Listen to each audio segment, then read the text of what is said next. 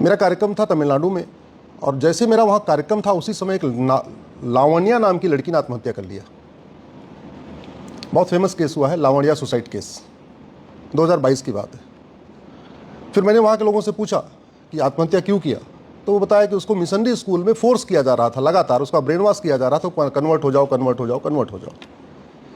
फिर जब हम उस लावण्या की आत्महत्या का मैंने 5W एनालिसिस किया तो पता चला यहाँ बहुत बड़ी मात्रा में इस स्कूल को फॉरेन फंडिंग आ रही है, और फॉरेन फंडिंग इसीलिए आ रही है कि वो धर्मांतरण कराते रहें। जिस दिन वो धर्मांतरण कराना बंद कर देंगे उस दिन फंडिंग बंद हो जाएगी, इसलिए वो लगातार करते रहते हैं, वो करते रहते हैं। उनको हिसाब देना होता है, एक लिस्ट देनी होती है, हाँ इतने लोगों को कराया, इतने लोग कराए, इतने लोग कराया, उसके हिसाब से उनको फंडिंग आती रहती है। तब मैंने इस FCRA को चैलेंज किया आके सुप्रीम कोर्ट में, क्योंकि पूर्वज कहते थे ना, रहेगा न रहेगा बांस न बजेगी बांसुरी। और आज जैसे हंगामा हो रहा है, लगभग यही हंगामा 2022 में सुप्रीम कोर्ट में हुआ। जैसे हमने लावण्या केस की CBI जांच की मांग किया, FCRA को चैलेंज किया, विदेशी फंडिंग रोकने की मांग किया, उसी समय सुप्रीम कोर्ट में एक साथ 18 पिटीशन आई हमारी पिटीशन के खिलाफ। उसमें भूतपूर्व कानून मंत्री, भूतपूर्व वित्त मंत्री, भूतपूर्व गृह मंत्री, भूतपूर्व विदेश मंत्री और सुप्रीम कोर्ट के करीब 10-12 सीनियर एडवोकेट्स खड़े हो गए, जी इनके एलिगेशन है, ये है, वो है, इनकी पिटीशन डिसमिस की जाए। ये बैकग्राउंड मैं इसलिए बता रहा था कि जो कुछ इस देश में गड़बड़ हो रहा है वो सब पैसे से ही हो रहा है, बिना पैसे के कुछ भी नहीं हो रहा है। अगर देश विरोधी आंदोलन हो रहा है तो पैसे के लिए हो रहा है, सरकार विरोधी आंदोलन हो रहा है तो पैसे के लिए हो रहा है। आंदोलन एक धंधा हो चुका है, धर्मांतरण एक धंधा हो चुका है, लफ्ज़-ए-जिहाद एक धंधा हो चुका है, घुसपैठियों की मदद करना एक धंधा हो चुका है। ये सब अपने आप में प्रोफेशन है, और उस सब का ही अपना अलग अलग रेट है। किसी का 1 लाख है, किसी का 2 लाख है, किसी का 3 लाख है। पहले भारत में 2014 तक लगभग 50,000 करोड़ की फंडिंग आ रही थी विदेश से, भारत को बर्बाद करने के लिए, या सनातन को बर्बाद करने के लिए, या कहिए यहाँ की हमें अशांति फैलाने के लिए। सब मिला जुला के 50,000 करोड़ की फंडिंग थी, जिसमें लगभग 25,000 करोड़ की फंडिंग हवाला के जरिए थी और 25,000 करोड़ की फंडिंग FCRA के जरिए थी। अब ये फंडिंग घटते घटते घटते लगभग 25,000 करोड़ हो गई है। फंडिंग बंद नहीं हुई है, 25,000 करोड़ हो गई है। 2010 में कांग्रेस ने जो FCRA बनाया, नाम तो बड़ा प्यारा रखा है, फॉरेन कंट्रीब्यूशन रेगुलेशन एक्ट। नाम से ऐसे लगता है कि जो फॉरेन फंडिंग आ रही है उसको कंट्रोल करने के लिए बनाया, लेकिन एक्चुअली इसका उल्टा है। उन्होंने जो विदेशों से फंडिंग आ रही थी उसके पहले उसको वेल प्लान्ड लीगलाइज करने के लिए, वेल चैनलाइज करने के लिए कानून बनाया था, वेल प्लान्ड। जैसे एक और भी कानून है ना, पूजा स्थल कानून, प्लेस ऑफ वर्शिप एक्ट, उसको हमने 2020 में चैलेंज किया था। तो नाम से ऐसे बड़ा प्यारा लगता है, पूजा स्थल कानून, मतलब पूजा स्थल के यानी मंदिरों के हमारे भले के लिए बनाया गया। एक्चुअली जस्ट उसका उल्टा है, वो हमारे मंदिरों को हम वापस ले ना सके इसलिए बनाया गया। तो कांग्रेस ने जितने भी कानून बनाए, उन कानूनों के नाम और उनके काम ठीक उल्टा है। नाम बहुत प्यारा है, काम ठीक उसका उल्टा है। FCRA भी लगभग ऐसे ही है। बीच में भी सरकार ने FCRA को बदला। क्या बदला? कि अब आप किसी भी बैंक में खाता नहीं खोलेंगे, बल्कि आपको SBI में खोलना पड़ेगा। तो भी विरोध हुआ, लेकिन वो इतना विरोध नहीं था कि मामला JPC में चला जाए, यहाँ चला जाए, वहाँ चला जाए और संसद पूरी चलने न दिया जाए। इस बार जो संसद ठप पड़ी हुई है उसका सबसे बड़ा कारण यह है, जो सरकार FCRA में एक क्लॉज लेके आई है कि आप पैसे लेके धर्मांतरण नहीं करा सकते, पहला। दूसरा, और अगर आप ये सिद्ध हुआ कि आपने पैसा लिया और आपने धर्मांतरण कराया, तो जहां धर्मांतरण होगा वो प्रीमाइस भी सीज की जा सकती है। मतलब आप एक हॉस्पिटल चला रहे और आप वहां धर्मांतरण करा रहे, अगर आपका ये और आप पैसा भी ले रहे, तो अभी तक तो ये था कि भाई हॉस्पिटल में धर्मांतरण होता ही है, मिशनरी हॉस्पिटल में धर्मांतरण होता है, मिशनरी स्कूलों में धर्मांतरण होता है, कोई दिक्कत नहीं है। अब क्या हुआ, अगर ये हुआ कि आपके मिशनरी स्कूल में विदेश से फंडिंग आई और आपके स्कूल में कन्वर्जन हुआ, तो इतना अधिकार हो जाएगा शासन प्रशासन को कि आपके स्कूल में ताला लगा दिया जाए।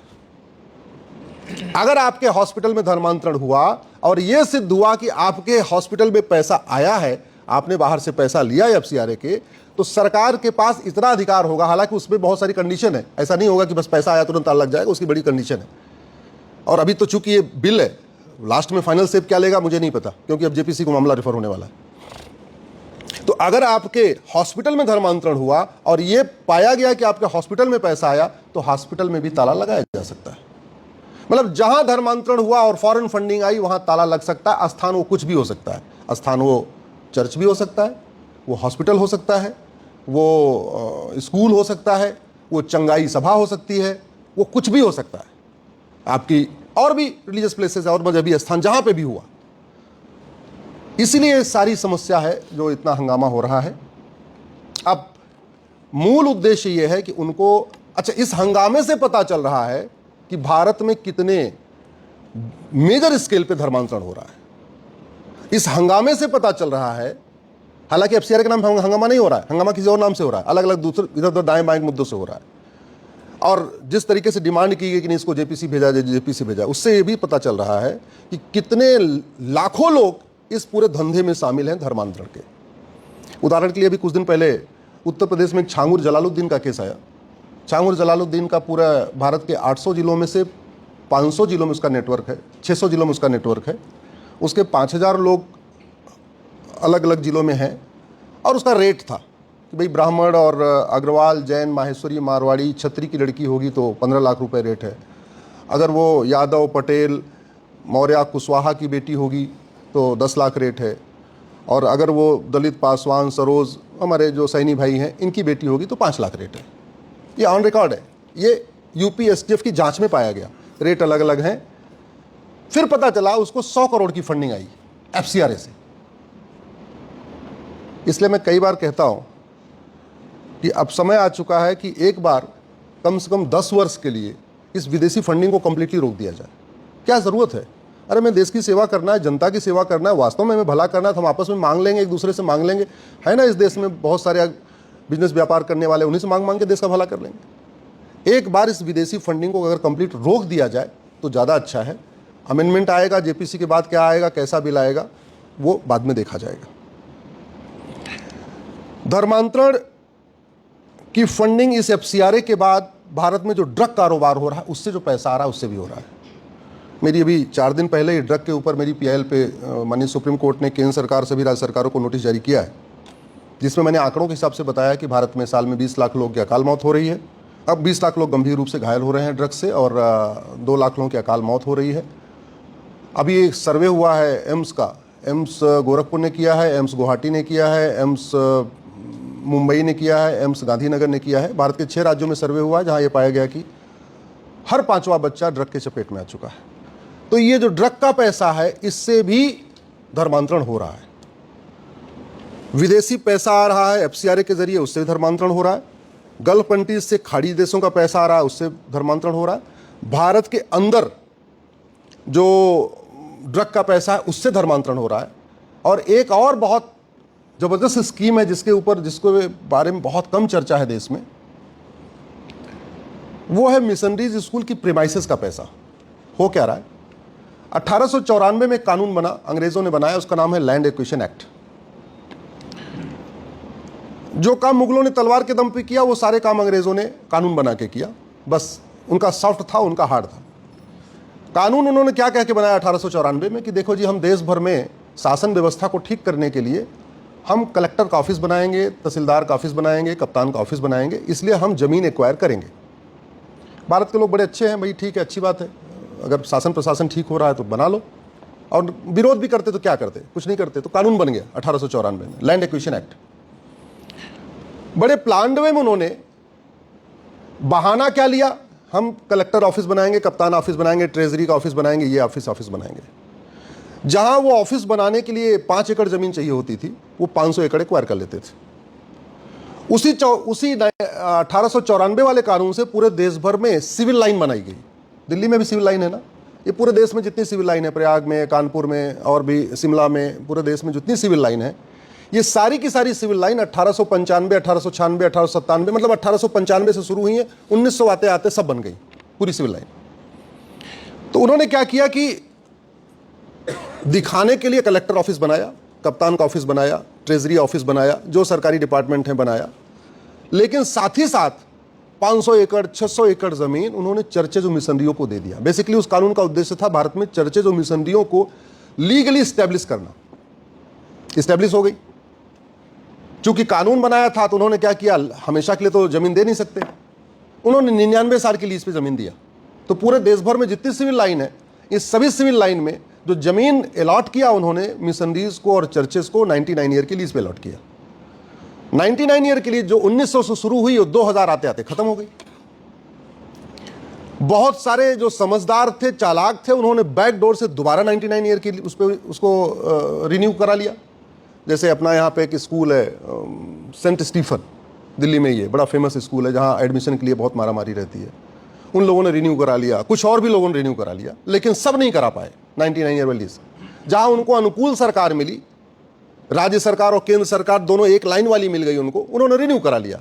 जहाँ एक लाइन वाली नहीं मिली, क्योंकि उसको रिन्यू कराने में दोनों का सहमति जरूरी थी, वहाँ उनको दिक्कत आई। तो ऐसे ये मान के चल सकते हैं कि लगभग 20 लाख एकड़ जमीन ऐसी है जो चर्च और मिशनरियाँ उस पर कब्जा तो करके बैठी हैं, लेकिन वो रिन्यू नहीं करा पाई हैं, लगभग 20 लाख एकड़ जमीन। अब उनके दिमाग में लगातार जब से ये इलेक्शन के रिजल्ट बदल रहे हैं, उनको ये लग रहा है कि कहीं ऐसा ना हो कि एक समय में सेंटर और राज्य सरकार एक जैसी हो जाए और कुछ गड़बड़ कर दें। बोले भाई तुम्हारा 99 साल हो गया, जय श्री राम, अब चलो हम यहाँ दूसरा काम करेंगे। अब वहाँ वो प्लॉटिंग कर रही हैं। सिविल लाइन की जमीन बड़ी महंगी है। सिविल लाइन की जमीन मतलब 1 करोड़ रुपए बिस्वा बिक जाती है। मैं अपने प्रयाग का बता रहा हूँ, दिल्ली वाली तो और भी महंगी होगी, कम से कम 2-3 करोड़ रुपए बिस्वा होगी यहाँ पे। तो सिविल लाइन में वो 10 बिस्वा जमीन बेचती हैं, तो उनको 10 करोड़ बेचती क्या है, मतलब पावर ऑफ अटॉर्नी दे देती हैं, और उनको 10 करोड़ रुपए मिल जाता है। उससे हापुड़ में जाके, मेरठ में जाके, मतलब थोड़ा दूर जाके, रूरल एरिया में जाके वहाँ 10 एकड़ जमीन खरीद लेती हैं। फिर वो यहाँ से 10 बिस्वा पावर ऑफ अटॉर्नी बेच देती हैं, और फिर उसी जमीन पे जो यहाँ 10 बिस्वा थी, वहाँ 10 एकड़ जमीन पे उनका engineering college, medical college, law college, MBA college, hospital, convent school सब बन जाता है। तो ये एक बड़ा सेल्फ सस्टेन्ड मॉडल हो गया है। एक बार FCRA अगर रुक भी जाए तो उनका अंदर का इंफ्रास्ट्रक्चर इतना बढ़िया हो गया, engineering college, medical college, law college, convent, saint Francisco, saint Xavier, जो भी इस तरीके से हैं, कि वो यहीं से सिविल लाइन की जमीन बेच रही हैं और यहीं स्कूल बना रही हैं। और स्कूल का सबसे बढ़िया फायदा क्या है कि आपका सारा ब्लैक मनी व्हाइट हो जाता है, क्योंकि स्कूल में आप बनाते समय तो कोई ऑडिट होती नहीं कि स्कूल बना कितने का, जमीन खरीदा कितने का, और वैसे भी जमीन जो 10% दिखाई जाती है 90% तो ऊपर से हो जाता है। अब जो वहाँ फीस आती है वो engineering college, medical college, law college या कॉन्वेंट का, वो क्या आती है, चेक से आती है। आप कभी नोटिस करना, आप बाकी स्कूलों में तो कैश जमा कर सकते हो, लेकिन क्रिश्चियन मिशनरीज के स्कूल और कॉलेज में आपको कैश नहीं जमा कर सकते। वो बोलेंगे नहीं जी, हम बहुत ट्रांसपेरेंट हैं, हम बहुत ईमानदार हैं, अब आपको चेक से ही पैसा देना पड़ेगा, ऑनलाइन करना पड़ेगा। ये सब आपका अनुभव होगा ऐसा। क्यों? क्योंकि उनको अब 100% उसको व्हाइट करना है। और जब वो व्हाइट आ गया, जमीन सिविल लाइन की, बना सिविल लाइन के पैसे से, और अब जो व्हाइट आ रहा है वो पैसा कहां जाएगा? उसी से और चर्च और हॉस्पिटल और स्कूल। तो एक पूरा चेन बनती जा रही है। और साथ ही साथ एक 1992 में कानून बना जिसका नाम है माइनॉरिटी कमीशन एक्ट। हमने इसको सुप्रीम कोर्ट में चैलेंज किया हुआ है। वो कानून में माइनॉरिटी कौन है कहीं लिखा नहीं है। भारत के संविधान में माइनॉरिटी कौन है कहीं लिखा नहीं है। 1992 वाले माइनॉरिटी कमीशन एक्ट में माइनॉरिटी कौन है कहीं लिखा नहीं है। माइनॉरिटी आज तक कहीं डिफाइन ही नहीं है। ये अलग बात है कि माइनॉरिटी कमीशन चल रहा है, माइनॉरिटी फिल्म मिनिस्ट्री चल रही है, माइनॉरिटी के नाम पे लोन वजीफा सब कुछ चल रहा है। अगर आप हिंदू हैं और आप स्कूल खोलते हैं, स्वामी विवेकानंद स्कूल या जो भी स्कूल खोलते हैं, सरस्वती शिशु मंदिर, तो आपको 25% सीटें फ्री में देनी पड़ेंगी गरीब को, राइट। लेकिन आप क्रिश्चियन हैं तो आपको 25% सीटें फ्री में नहीं देनी पड़ेगी। तो यहां स्कूल चलाना इसलिए मुश्किल हो गया कि 100 लोगों से 100 अगर बच्चे आए तो 25 से पैसा नहीं ले सकते, उनको फ्री में एडमिशन देना है, केवल 75 से पैसा ले सकते। वहां क्या है, और स्कूल भी अपने दम पे ही बनाना है, कहीं से कोई सुविधा तो है नहीं, अपनी पैसा लगाना है, अपना जो कुछ कमाया 100 करोड़ 50 करोड़ लगाना है। वहां क्या है, सिविल लाइन की जमीन से जमीन, सिविल लाइन की जमीन से कंस्ट्रक्शन, और जो पैसा आ रहा है वो भी पूरा का पूरा आ रहा है, उसमें कोई रियायत नहीं, कोई छूट नहीं। 25% सीटें उनको देना ही नहीं। तो जो 25% सीट नहीं देना है वो दे तो रहे, कैसे दे रहे? बोले आ जाओ हमारे बच्चे को पढ़ा लो, और धीरे धीरे मुफ्त में जब पढ़ाते हैं तो मुफ्त में देने के बाद उसके बदले वो धीरे धीरे क्रास उतरवाएंगे, ये उतरवाएंगे, क्रास पहनाएंगे, ये पहनाएंगे, ये पहनाएंगे, ये हो गया। तो वो जो स्कूल है वो भी धर्मांतरण का अड्डा बन चुका है। अगर हम पूरे चूंकि एफसीआरए उसका एक पार्ट है धर्मांतरण का। धर्मांतरण बड़ा इशू है और धर्मांतरण आतंकवाद से बड़ा खतरा है। इसको आप समझिए कैसे। पहलगाम में आतंकवादी आए, उन्होंने 26 बहन बेटियों का सुहाग उजाड़ दिया। इफेक्टिवली कितने हिंदू कम हुए? 26। वो बहन बेटियां तो कम नहीं हुई ना, उनका परिवार तो कम नहीं हुआ ना, वो आज भी हिंदू बने हुए हैं। तो आतंकवाद से प्रतिवर्ष 1000 हिंदू कम होते हैं। उसमें सीआरपीएफ के जवान, उसमें बीएसएफ के जवान, उसमें आर्मी के जवान और आम जनता, निरीह जनता। टोटल आप देख लीजिए साल भर में कितने लोग आतंकवाद से कम होते हैं। इनफैक्ट अब आंकड़ा और भी कम आ गया, अब तो 400, 500, 600 हो चुका है, 1000 भी नहीं हो रहा है। वहीं दूसरी तरफ प्रतिदिन 1500 परिवारों का धर्मांतरण हो रहा है। धर्मांतरण कॉन्वेंट स्कूल में भी हो रहा है, हॉस्पिटल में भी हो रहा है, इंजीनियरिंग कॉलेज में भी हो रहा है, लॉ कॉलेज में भी हो रहा है, मेडिकल कॉलेज में भी हो रहा है। क्यों? वो 25% सीटें फ्री हैं। जोशुआ प्रोजेक्ट है, आप लोग गूगल करके देख सकते हैं। उनका टारगेट खुद का अपना 1200 परिवारों का पर डे है उनका, जो उसी से उनको पैसा आता है जोशुआ में। और अलग अलग प्रोजेक्ट मिला के, तो मतलब 2 जो रिलीजन मजहब मिला के प्रतिदिन 1500 लोगों को कन्वर्ट करने का उनका एक चल रहा है ऑन एन एवरेज। एक परिवार में 7 आदमी मान के चलिए, तो इसका मतलब प्रतिदिन 10,000 हिंदुओं का धर्मांतरण हो रहा है। क्योंकि जब पिता कन्वर्ट होता है पूरा परिवार कन्वर्ट होता है, दादा कन्वर्ट होते हैं पूरे परिवार को लेके जाते हैं। प्रतिदिन 10,000 का मतलब साल में 40 लाख हिंदुओं का धर्मांतरण हो रहा है। आतंकवाद से साल भर में कितने लोग? 1000। धर्मांतरण से साल भर में कितने हिंदू कम हुए? 40 लाख। इसलिए मैं कहता हूं आतंकवाद से 1000 गुना ज्यादा बड़ा खतरा धर्मांतरण है। हमें इफेक्टिवली देखना पड़ेगा ग्राउंड पे इफेक्ट क्या आ रहा है, कॉज एंड इफेक्ट क्या है, इसको हमें समझना पड़ेगा। ये मतलब जमीन पे क्या फर्क पड़ रहा है इस पूरे सिस्टम से, जमीन पे आतंकवाद से क्या फर्क पड़ रहा है और धर्मांतरण से आतंकवाद पे क्या फर्क पड़ रहा है। आतंकवाद रोकने के लिए लगभग हमारा 1 लाख करोड़ का बजट है। सेना, सीआरपीएफ, आर्मी सब पे मिला दिला दीजिए, जितने हमारे पास साजो सामान है, हथियार है, लगभग 1 लाख करोड़ का है। धर्मांतरण से निपटने के लिए हमारे पास क्या है? अभी तक सेंट्रल में कोई लॉ नहीं है धर्मांतरण से निपटने के लिए। धर्मांतरण एक अनलॉफुल एक्टिविटी एक्ट है, अनलॉफुल एक्टिविटी है। लॉफुल तो नहीं है ना धर्मांतरण, किसी को धोखा देके, लालच देके, ये करके वो करके, साम दाम दंड भेद द्वारा। लावण्या एक सुसाइड केस है, हजारों सुसाइड केस हैं ऐसे आपके, बाकी तो छोड़िए। मैं 2010 की बात बता रहा हूं, जब मैं किसी और पार्टी में हुआ करता था, किसी और पार्टी में नहीं था बल्कि सोशल एक्टिविस्ट हुआ करता था दिल्ली के भूतपूर्व मुख्यमंत्री के साथ। तो यहां कालीबाड़ी मार्ग है, हम लोग यहां आया करते थे अपने भूतपूर्व साथी के साथ। यहां 3 बिल्डिंग है जहां हर संडे को पूरे दिल्ली की जितनी काम करने वाली महिलाएं हैं उनका एक रोटेशन बना हुआ है। उनकी एक बैठक होती है कि इस बार नजफगढ़ एरिया की काम करने वाली आएंगी, इस बार इधर सरिता विहार वाली एरिया की काम करने वाली आएंगी, इस बार जो है इधर अपना यमुना पार वाली काम करने आएंगी। जितनी घर में काम करने वाली महिलाएं हैं आप समझ सकते हैं, उसमें से ज़्यादातर लोगों को झाड़ फूक के बहाने, उनका कुछ भला करने के बहाने, उनको कुछ मदद करने के बुलाने उनके एजेंट हैं, वो लाते हैं कालीबाड़ी मार्ग पे, जहां उनको पैसा भी दिया जाता है और ब्रेन वॉश भी किया जाता है। पूछा जाता है शरीर में क्या दिक्कत है, कैसे है, इलाज के बहाने धीरे धीरे उसमें फिर उनको शीश नवाया जाता है। इस तरीके से धीरे धीरे ग्रेजुअली ब्रेन वॉश किया जाता है और उसमें ज़्यादातर हिंदू महिलाएं आती हैं। तो धर्मांतरण अनलॉफुल एक्टिविटी है और अनलॉफुल एक्टिविटी से निपटने के लिए हमारे पास एक 1967 में कानून बना था, यह आपको सबको दिख रहा होगा। दुर्भाग्यवश हमने इसमें बदलाव करके कन्वर्जन को अनलॉफुल एक्टिविटी डिक्लेयर नहीं किया अभी तक। धर्मांतरण रोकना है तो पहला काम आपको धर्मांतरण को अनलॉफुल एक्टिविटी डिक्लेयर करना पड़ेगा। धर्मांतरण हमारी राष्ट्र की सुरक्षा के लिए सबसे बड़ा खतरा है। मैंने पहले ही बताया था, आतंकवाद से साल भर में 1000, धर्मांतरण से साल में 40 लाख।